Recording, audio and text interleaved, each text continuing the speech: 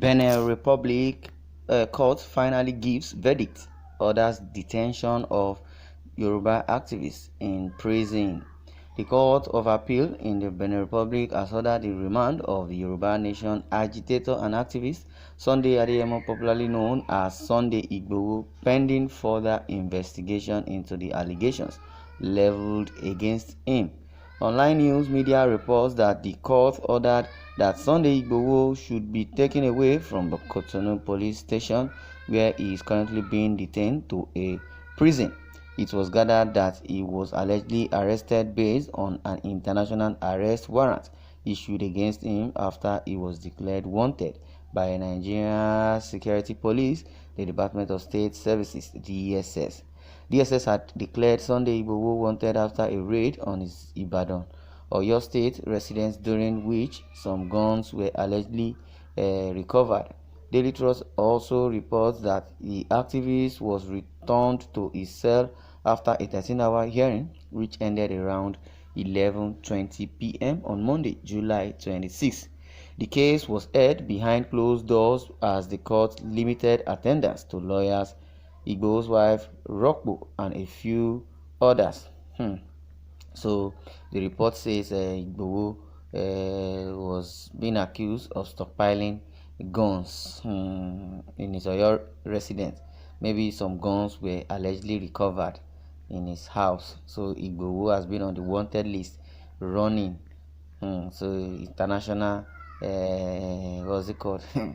International arrest, based on international arrest warrant issued against him, for allegedly stockpiling guns, arms, ammunition. So that's the accusation. But that's just all. While Fulani herders are parading, themselves with AK-47 in broad daylight, and even collect ransom from kidnapping.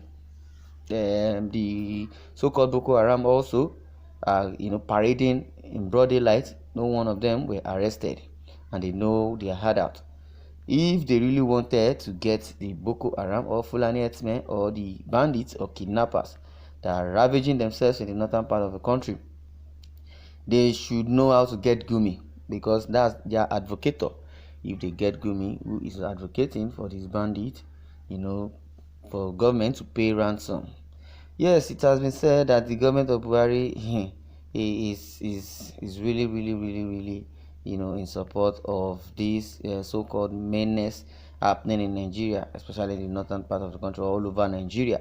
So every Nigerian know that Buhari has a northern agenda. Buhari is the main sponsor of this banditry, just to wipe out the race of the southern people. And the leaders in the south, they are just looking, they are watching, they don't know what is going to unfold. When Daily Trust has also reported that the activist was returned to his cell, where they had a meeting or hearing for 13 hours, which ended around 11:20 p.m. on Monday, July 26.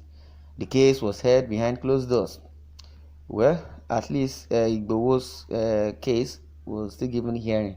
Igboho was presented and was present, was still alive. But in the case of Kanu in Nigeria, they said due to logistics, Kanu is nowhere to be found. Kanu is missing. They couldn't provide Kanu in the court of law. Why is that? Well, it was learned that journalists and Igboho supporters who thronged the court in their large numbers were denied access to the courtroom. Well, meanwhile, Governor Babajide Sanwo-Olu of Lagos State has lent his voice to the ongoing saga involving the Nigerian government and Yoruba Nation agitator Sunday Igboho. Addressing journalists on Saturday after casting his vote, Governor Sanwo-Olu said there were people working behind the scene to secure the release of Igboho. News has gathered. This was in response to questions about the presumed silence of Southwest governors on the arrest of the Yoruba Nation agitator. Sanwo-Olu stated, "These are very difficult times for all of us. I can assure you that people are working behind the scenes. At occasions like this, it's not by how many press people you call. I'm aware that a lot of people have responses that they are doing quietly and privately, and it doesn't have to be a public conversation.